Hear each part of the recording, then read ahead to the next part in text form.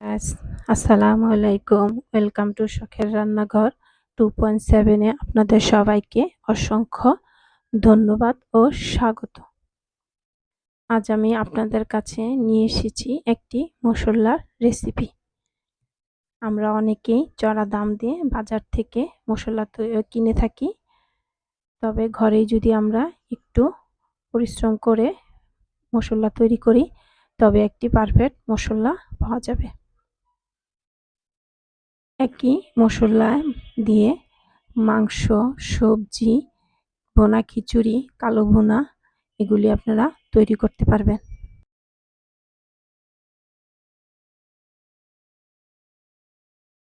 মাংসের মশলার জন্য আমি এখানে প্রথমে জিরে নিয়ে নিয়েছি 1.5 কাপ,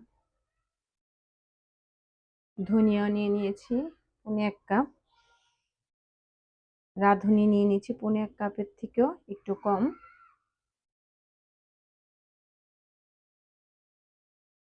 এলাচ, সবুজ এলাচ নিয়ে নিয়েছি আমি 1/2 কাপ,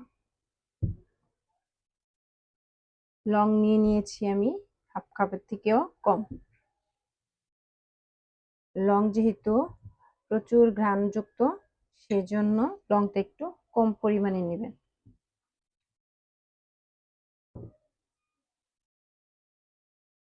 এখানে আপনারা চাইলে একটাও নিতে পারেন। আমি দুইটাকে মিলিয়ে নিয়ে নিব, 1/2 কাপের থেকে একটু কম নিয়ে নিব। সবগুলো মশলাই ঝালযুক্ত। এখানে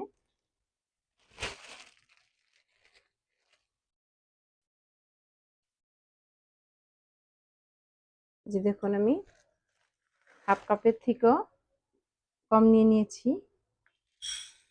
দুটো মিলিয়ে এখানে এরপরে দিয়ে দিব শাহি জিরা, 1 টেবিল চামচ পরিমাণ। কয়টা স্টার মশলা দিয়ে দিব আমি, দেখেন 3টা বড় বড় স্টার আর ছোট ছোট 3টা স্টার নিয়ে নিয়েছি। এবার আমি বড় এলাচ দিয়ে দিব 7-8টার মতো, জয়ফল আর জয়ত্রী নিয়ে নিয়েছি। জয়ফল নিয়েছি আমি 1 টেবিল চামচ পরিমাণ, আর জয়ফল নিয়েছি 2টি, আর জয়ত্রী নিয়ে নিয়েছি 1 টেবিল চামচ পরিমাণ। এটা আপনারা একটু কমিয়ে দিবেন। আর এখানে দারুচিনি নিয়ে নিয়েছি আমি অল্প কিছু পরিমাণের, আপনারা বুঝে দিবেন কে কেমন ঝাল খেতে চান। এটাও অনেক ঝালযুক্ত, এই মশলার ভিতরে অনেক ঝালযুক্ত আছে মশলা, তাই আমি সব জিনিস পরিমাণ বুঝে বুঝে দিবেন। আপনারা একবারে বেশি দিতে যাবেন না।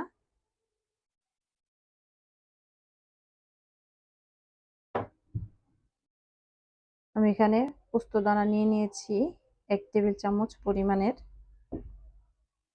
কয়েকটা শুকনো মরিচ নিয়ে নিয়েছি। শুকনো মরিচের এখানে কোনো কাজ নাই, তবে শুকনো মরিচটা শুধু এখানে কাজ করবে কালারের জন্য। শুকনো মরিচ নিয়ে নিয়েছি কয়েকটা। এখানে নিয়ে নিব 8-10টার মতো তেজপাতা। আমার এখানে ছোট ছোট তেজপাতা, তাই আমি একটু বেশি পরিমাণে নিয়েছি।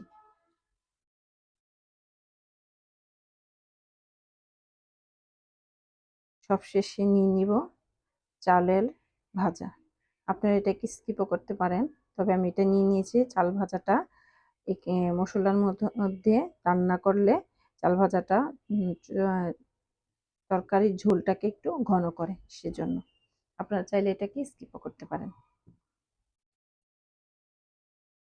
এবার আমি আপনাদেরকে, অনেকে জিরা আর রাঁধুনিকে গুলিয়ে ফেলেন এজন্য, আর শাহি জিরাকে, তাই আমি একটু কাছ থেকে আপনাদেরকে দেখিয়ে দিচ্ছি। দেখুন শাহি জিরাটা একটু চিকন চিকন লম্বাটে, আর এখানে রাঁধুনিটা দেখুন, রাঁধুনি আর জিরা আপনারা, আমি তো বলে বোঝাতে পারবো না, আপনারা দেখে বুঝে নেবেন। রাঁধুনি আর শাহি জিরার মধ্যে আর শাহি জিরার মধ্যে একটু পার্থক্য আছে। এবার চলে যাব আমরা রান্নাতে। এই সবগুলো উপকরণ আমরা একসাথে নিয়ে এটাকে ভেজে নিব।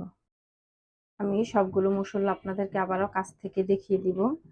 এবার আমি ছোট এলাচটাকে দিয়ে দিব।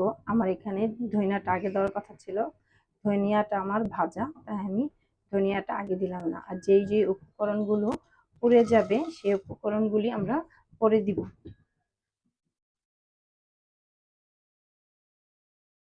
এবার দিয়ে দিব লবঙ্গ, দিয়ে দিব আমরা এই গরম মশলাগুলো একটু ভেঙে দিবেন, আপনারা ভেঙে ছোট ছোট করে দিবেন।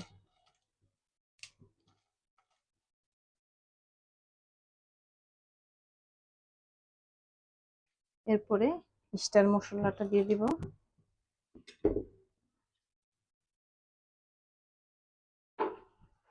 এরপরে দিয়ে দিব এখানে সাদা আর কালো যে গোলমরিচটা ছিল সেটা দিয়ে দিব, বড় এলাচ,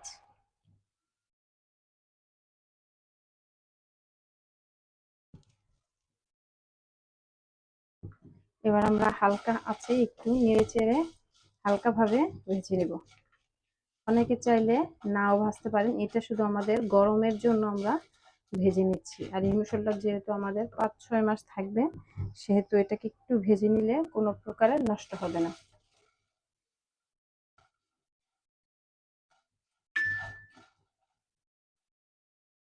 জাস্ট হালকা একটু ভাজা।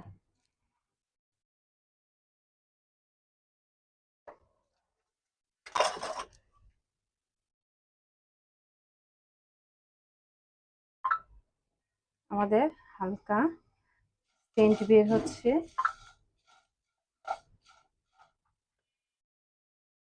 এরপর যা দিয়ে দিব তেজপাতা। আমি তেজপাতাগুলোকে ছোট ছোট করে চিড়ে নিয়ে নিয়েছি। দিয়ে দিব শুকনো মরিচ, দিয়ে দিব জিরা, এরপর আমাদের আগে ভেজে রাখা ধনিয়াটা আমরা দিয়ে দিব। এরপর একটু নেড়ে চেড়ে দিব, জয়ত্রীটাও দিয়ে দিলাম আমরা।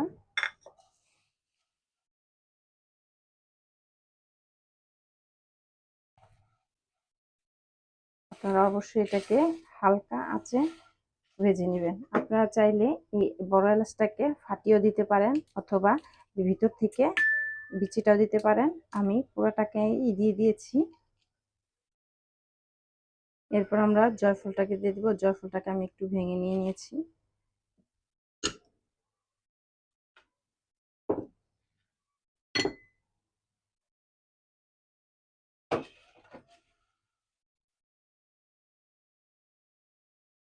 দিয়ে দিব এবার একটু নেড়ে চেড়ে রাঁধুনিটাকে। আমরা শাহি জিরাটা আর পোস্ত দানাটা একটু পরে দিব নামানোর আগে, জাস্ট হালকা ভাজা আর গরম। আপনারা এখানে ভালোভাবে একটু নেড়ে চেড়ে দিবেন, নয়তো নিচে যে গুঁড়া গুঁড়া উপকরণ আছে এগুলো পুড়ে যাবে।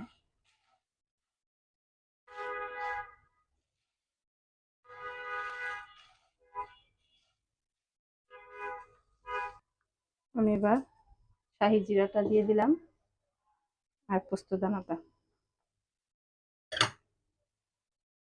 চাল ভাজাটাও দিয়ে দিলাম। চালটা আমার ভাজা ছিল তাই আমি পরে দিলাম। এবার আমরা একটু ভালোভাবে নেড়ে চেড়ে নামিয়ে নেব। দেখুন কি সুন্দর এরমা বের হচ্ছে, এর মানে আমাদের ভাজা হয়ে গেছে। আমরা এবার চুলার জালটাকে নিভিয়ে দেব। এবার ঠান্ডা হওয়ার জন্য আমরা অপেক্ষা করব। ঠান্ডা হয়ে গেলে একটা ব্লেন্ডারের জারে করে আমরা গুঁড়ো করে নিব।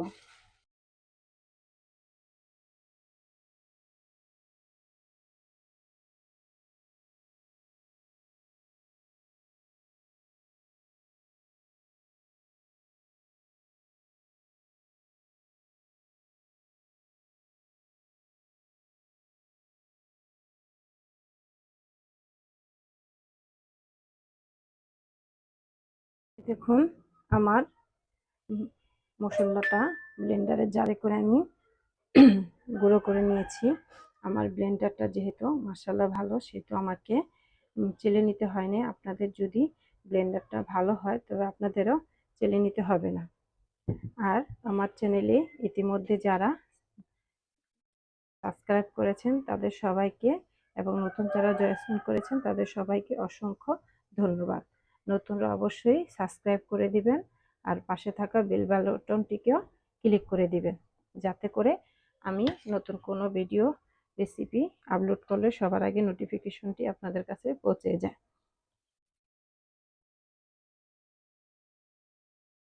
আর আমাদের জন্য দোয়া করবেন। আজ এ পর্যন্তই, আবার দেখা হবে নতুন কোনো রেসিপিতে। আসসালামু আলাইকুম।